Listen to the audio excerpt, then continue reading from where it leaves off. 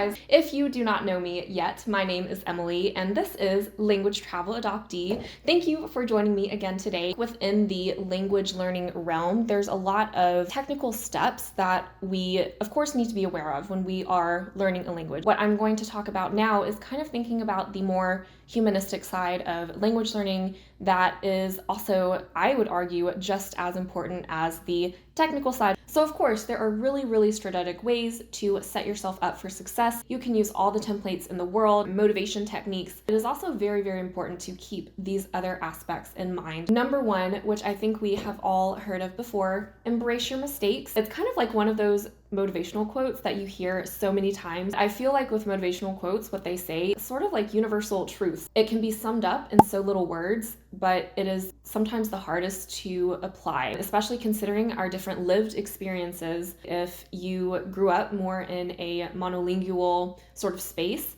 as a child and not really having a lot of exposure to language learning and just being so scared and within yourself of making a mistake. Of course, this can happen to anyone, but I've observed that especially with my friends who have had to learn languages or felt forced to, is really having trouble with embracing those mistakes. I was super obsessed with grammar because I was scared of making a mistake, you guys. That mentality kept its hold on me for 4-5 years, and I've been learning languages. I think this is my 8th year. I was forced to let go of that don't make mistake mentality when I discovered I wanted to learn Syrian Arabic, a spoken dialect that didn't really have a lot of good resources for grammar especially. I had to learn to make mistakes. I had to learn to say things funny in order to really progress with the language. It took me so much more than just thinking about, okay, what kinds of techniques do I need to use? How can I organize my progress to be more productive? Because really, what was holding me back the most was thinking about emerging mistakes and being way too scared to make them. Number 2 is embrace your story. Especially with language learning, languages have such a close connection to humanity. Some of the aspects that go further than just work or travel, those are really valid reasons. That for me, it's important to, embrace where you are, why you personally learn a language or don't want to learn a language. This is a little bit of a teaser for what's coming in February, but I think as I embrace my story more in the fact that I've been avoiding all of my life, pretty much, learning Chinese and learning any other Asian language. I'll make a separate video all on that because that theme deserves it. As we dive more into the language learning process, embracing what makes you you, embracing your story will help you internalize how you can adjust to your language process that is ever evolving, especially if we have been learning a year, 2 years, 3 years. I've found out that throughout my 8 years of language learning, really embracing what makes me me, why I choose to include a particular language in my life and even build my life around a particular language, like I did a little bit with Italian, but definitely with German when I decided to move there, study there, etc. Embracing that side and knowing deeply why I wanted to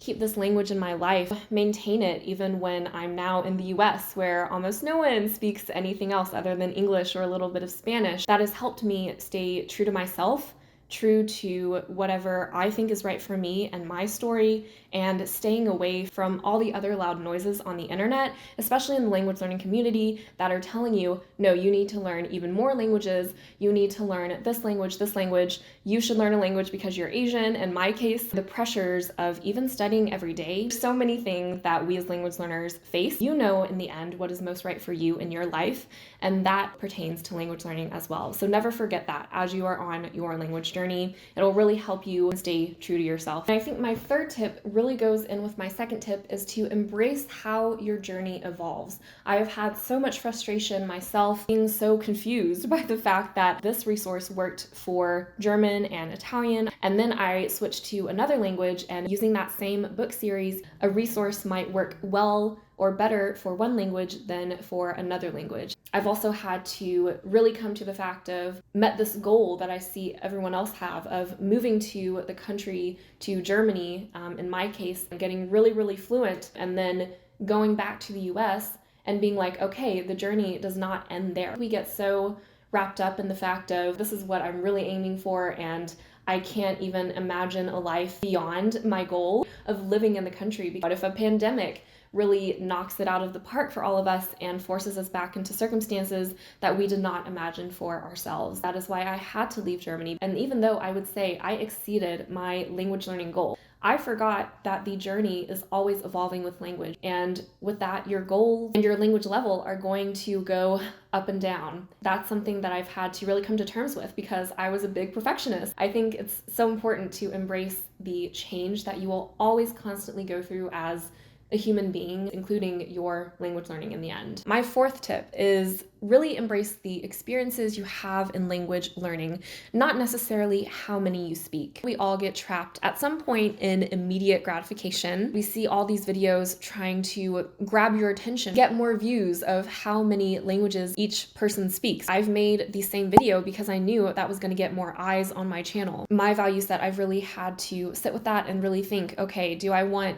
my channel to go in the direction of just how many languages I can speak, or look at language learning from another angle? Honestly, as a content creator of languages, people are going to be interested in which languages you speak, how many languages you speak. At the same time, the internet has placed more value than I think should be placed on how many languages someone speaks. And I did this too when I first started learning my foreign languages. In fact, I feel like this whole video is my older self talking to my younger 18-year-old self when I was just starting out on the journey. And because of this mentality, I really assigned my worth to how many languages I could speak. That led me to a lot of shame, unreal competition with other people that I didn't even know their own experiences with language learning, right? Because I don't think we talk about that enough with the real amount of work that goes into learning each language and what personal stories we have behind every language, what personal struggles we have. And that kind of tied into the fact of me talking to myself and being like, Emily, if you make too many stupid mistakes in a language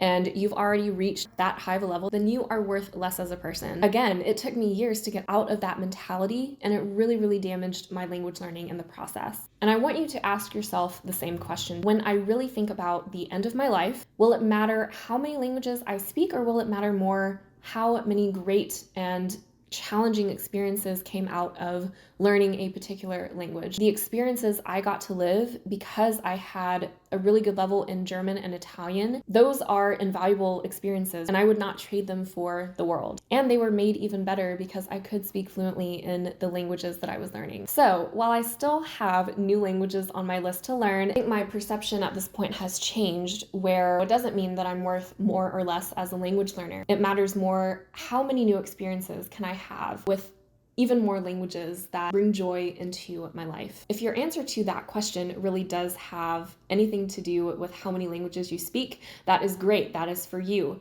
But make sure that that answer is truly authentic to yourself. And of course, my last tip is to always be a lifelong and humble learner. I think that goes for a lot of life advice anyways. Language brings its own joys and challenges all the time. Just like anything when we are learning, if it is something new, it'll feel amazing to finally reach that level in the language that you've been wanting to reach for years. In my case, for French, like it took me a decade to reach where I really wanted to go. But there will come a point that if you do continue the language, those levels will rise and fall just like the strength of a muscle if you don't train it for a while. Just because you do pass the highest exam, C2 advanced, doesn't mean that anyone else knows everything about the language, and that is perfectly okay. Another example, personal events will definitely disrupt your language learning at some point. All of that is just as important for your life journey as that really big goal that you had to achieve the level that you want to achieve in a language. And if you stopped learning a language, that is also a part of you that you definitely shouldn't be ashamed about, because that makes you up as a person. It's just a choice, right? And you should be proud that you were doing what you knew what was right for your personal situation. That is really what has helped me have compassion for myself inside of language learning as well as outside in my personal life, really maintained my mental health. It's something that I'm always still constantly working on. And let me know in the comments as well if you have any sort of lifelong tips and tricks for language learning that don't necessarily have to do with so much of the technical side. Make sure to like and comment down below what your thoughts were, and we will see each other later in another video.